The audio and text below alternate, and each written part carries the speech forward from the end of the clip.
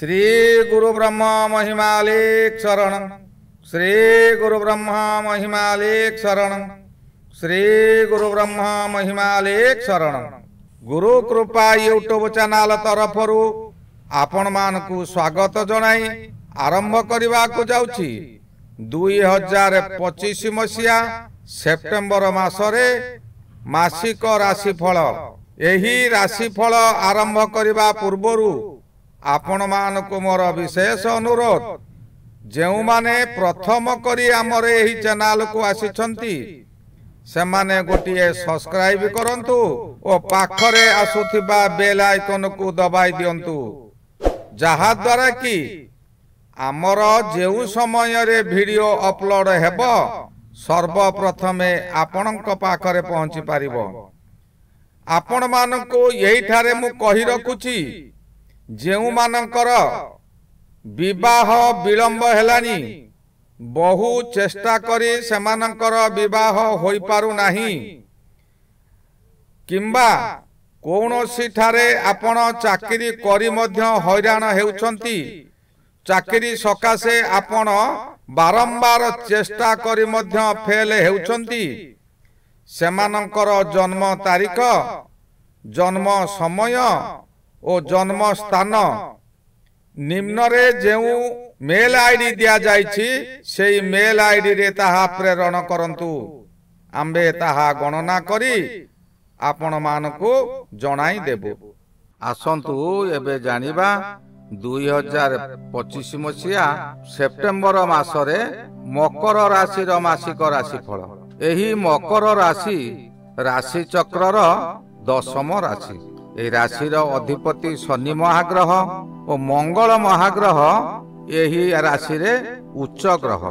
एही मंगल महाग्रह मकर राशि सकाशे नवम रे चलन हेउचंती। नवम मंगल जदिओ अशुभ, यह मात्र मासर 13 तारीख पर्यंत फल देव। एही अशुभ फल रे आपण को शत्रु माने ऑक्टोपास परि घेरी जिवे। नवम स्थान धर्म स्थान और पितृस्थान आपणक भाग्य को गठन करिवारे आपणकर बापा ही चाहितांती। बापा को जहा भल लागे से जेउ कर्म करंती बा जेउ कर्म रे आपण को लगाई थांती, आपण सेही कर्म करंतु। मंगल एक क्रूर ग्रह हेतु पुणी एही समय रे शुभ कर्म करी आपण खाली निंदा पाइबे। परिवार मध्यरे भूल बुझामणा हेबो। आपणक कथा को केही हेले ग्रहण करिवे नाही। एहा भाग्य घर होइतिबारु आपणकर भाग्य रे विडंबना आसीबो। पूर्वरु आपण जहा करज करिथिले से करज को आपण सुझी न पारी ऋणदातांक चापरे रहिबे। शरीर दुर्बल रहिबो, बहु अर्थ हानि हेबो। मासर 13 तारीख ठारू एही मंगल ग्रह दशम को भ्रमण करिवे। दशम रे जेउ समय रे मंगल भ्रमण करुथांती आपणकर शुभ फल मिलिबो ही मिलिबो। कर्म स्थान सप्तमर सुख स्थान। दशम स्थान हेउची मुख्य केंद्र स्थान, जहा कि मध्य आकाश रे सूर्य रही जेपरी चतुर्दिग को देखि पारुथिबो सेही परी स्थान गोटिए। आपण जेउ कर्म करिवे तहिरे आपण को सफलता मिलिबो, कारण दशम मंगल अधिक शक्तिशाली करि दिए। आपण कर्म तत्परता देखाइबे। आहुरी मध्य मंगल ग्रह सेनापति परि कार्य करुथिबारु आपण को सेनापति सदृश आगो को नेबे। पछ को फेरिबार प्रश्न नाही।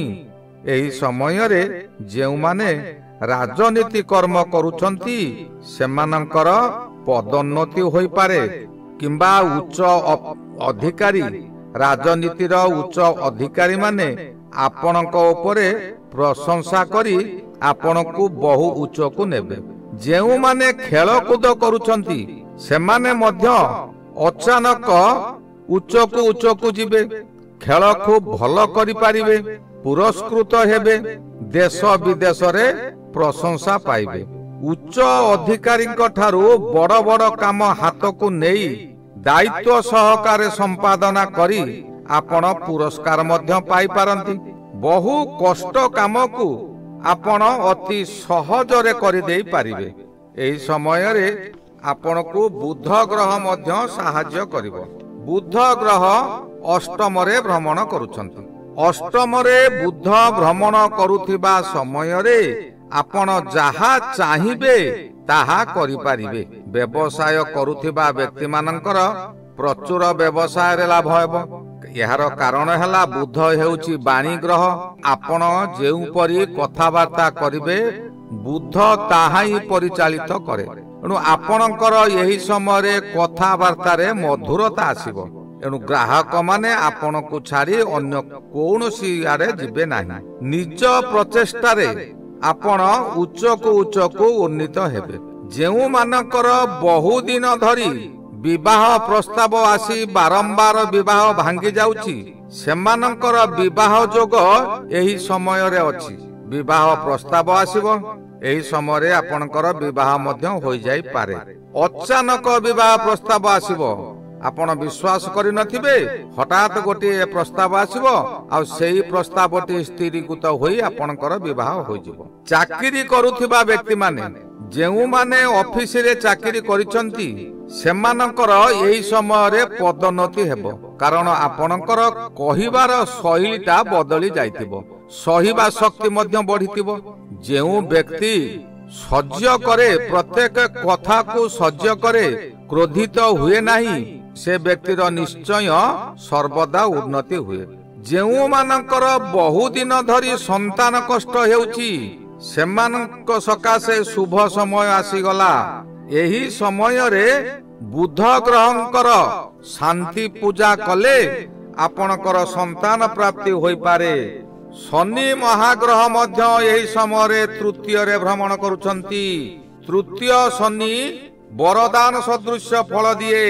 एही तृतीय शनि भ्रमण समय रे आपणको आपणकर आर्थिक स्थिति को सुदृढ़ करिवो। एही समय रे निज प्रतिभार विकास हेबो। आपण जेउ कर्म करूछंती बा आपणक मध्यरे जहा कि प्रतिभा अछि से प्रतिभा एही समय रे विकसित हेबो। अधिकांश लोक भाबंती जे मोर काम हेउ नाही सेही व्यक्तिंकर मध्य एही समय रे काम हेइ जिवो जदि सेही व्यक्तिंकर मकर राशि होइथिबो। आपणक ठारे जेते गुण रहिथिबो ताहा एही समय रे विकसित हेबो। पुरुणा चाकर माने आपणक निकट को फेरी आसबे। आपणकर व्यवसाय प्रतिष्ठान अछि। व्यवसाय प्रतिष्ठान रे कर्मचारी माने आपणक कथा को अमान्य करी किंबा कोनोसी कारणरू आपण को छाड़ी चाली जाइथिले।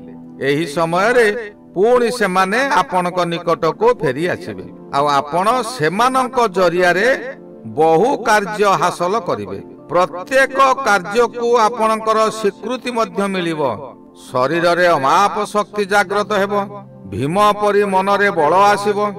जेउ कार्य करिबा को चाहिबे तहिरे बाधा देबा को काहारी साहस हेबो नाही। आपणकर प्रत्येक कर्म रे जितापट निश्चय हेबो। बहु धन आय करी गच्छित करी रखिबे। एही समय रे स्त्री लाभ पुत्र लाभ जोग परि अनेक जोग रहिछि। एही समय रे काहारी अनिष्ट चिंता करिबा कथा नुहे। आपण भाबिबे नाही जे मु तो जहा चाहूची ताहा करि जाउची मोर बा किए कोन करिवो। आपण जेउ प्रकार जहार अनिष्ट चिंता करिवे सेही परि अनिष्ट आपणकर हेबो। एहा केबे हेले अन्यथा हेबो नाही।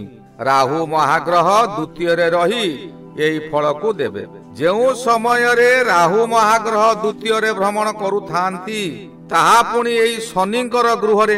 राहु द्वितीय समय रे अति व्यय कराई आपण को तली तलांत करि देई पारे। मन रे केबे गर्व आनंतु नाही। द्वितीय गृह हेला परिवार गृह। परिवार सहित भलरे कथावार्ता करंतु। जदि परिवार रो कोनोसी व्यक्ति किछि भूल कर्म कले ताहांकु क्षमा दियंतु किंबा विचार करबा को समय नियंतु। अचानक तत्क्षणात कोनोसी विचार करंतु नाही। एही धन गृह सहित सप्तमर और अष्टमर गृह मध्य एही समय रे धन हानि हेबो ही हेबो। परिवार मध्य रे रोग व्याधि लागी रहिबो। विशेष करी जाया स्थानर अष्टम स्थान होइथिबारु जायांकर शरीर विशेष भावे असुस्थ हेबो। पारिवारिक अशांति लागी रही पारे। प्रत्येक समय रे आपण विभिन्न व्यक्ति मानक पाखरे समालोचना समालोचित होई पारंती। शुक्र ग्रह एही समय रे सप्तम रे मध्य भ्रमण करूछंती। सप्तम रे जेउ समय रे शुक्र भ्रमण करंती से समय रे व्यक्ति को अशुभ फल दियंती। आपणकर मर्यादा हानि कराइबो।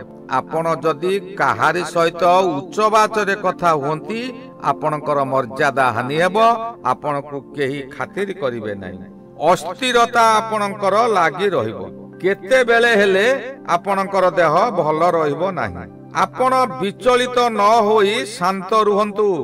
जदि विचलित हेबे सामान्य कथारे आपण क्रोधित होई जिबे। विशेष करी शुक्र स्त्री ग्रह होइतिबारु स्वामी स्त्री मध्यरे बहु वाद विवाद लागिबो। जहा द्वारा कि आपणकर सामयिक हेउ किंबा दीर्घस्थायी हेउ स्वामी स्त्रींकर विच्छेद होई जाई पारे। किंतु परवर्ती समय रे मिलामिशा होई जिवो।